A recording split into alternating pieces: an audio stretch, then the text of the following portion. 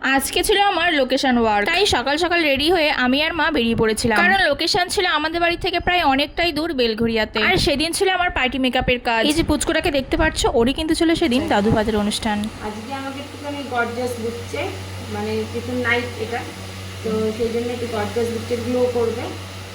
আর তুমি যেরকম সাজাবে ঠিক আছে। দিদিভাইয়ের ডিমান্ড কি ছিল তোমরা তো নিশ্চয়ই শুনেই নিয়েছো। আমি কিন্তু সেই ডিমান্ড অনুযায়ী কাজটা করা স্টার্ট করে দিয়েছি। সেদিন আমার কল টাইম ছিল 3টের সময়, আমি পৌঁছে গিয়েছিলাম পুরো 2টোর সময়। যেহেতু অনেক দূরের ব্যাপার, ট্রেনের টাইমের ব্যাপার আছে, সেই কারণে 1 ঘন্টা লেটে যাওয়ার থেকে 1 ঘন্টা আগে গিয়ে বসে থাকা অনেক ভালো। আমার তাড়াতাড়ি যাওয়ার আরেকটাও কারণ ছিল, যাতে আমার ক্লায়েন্ট একদম 3টের সময় আমার কাছে সাজতে বসতে পারে। কিন্তু না, আমার ভাবনাটাই পুরো ভুল ছিল, সেটা তো কখনো সম্ভব না, ক্লায়েন্টের তো দেরি হবেই। তো দিদিভাই আমার কাছে সাজতে বসলো পুরো 4:10-15 দিকে। যেহেতু সেদিন অফ সিজন ছিল, সেহেতু আমার কোনো সমস্যা হয়নি। আরও একটা ব্যাপার, দিদিভাই কিন্তু ছিল আমার রেগুলার ক্লায়েন্ট। হ্যাঁ, দিদিভাই 1 ঘন্টা লেট করেছিল, সেটা কিন্তু বড় ব্যাপার না। বড় ব্যাপার হচ্ছে ওদের এত ভালো ব্যবহার ছিল, আমি আর রাগ করে থাকতেই পারলাম না। সেখানে লাস্টে আরো 2টো শাড়ি ট্র্যাপিং এরও কাজ হয়েছিল। তোমাদের আজকের মেকআপটা কেমন লাগলো অবশ্যই কিন্তু জানিও কমেন্টে। আমার কাজ যদি ভালো লেগে থাকে আমার সাথে কিন্তু তোমরা কন্ট্যাক্ট করতে পারো, কন্ট্যাক্ট নাম্বার নিচে দেওয়া থাকে। সেদিন ফিরতে ফিরতে আমাদের রাত প্রায় 9:30 বেজে গিয়েছিল। তো তোমাদের সাথে দেখা হচ্ছে আবার নেক্সট কোনো নতুন ভিডিও নিয়ে।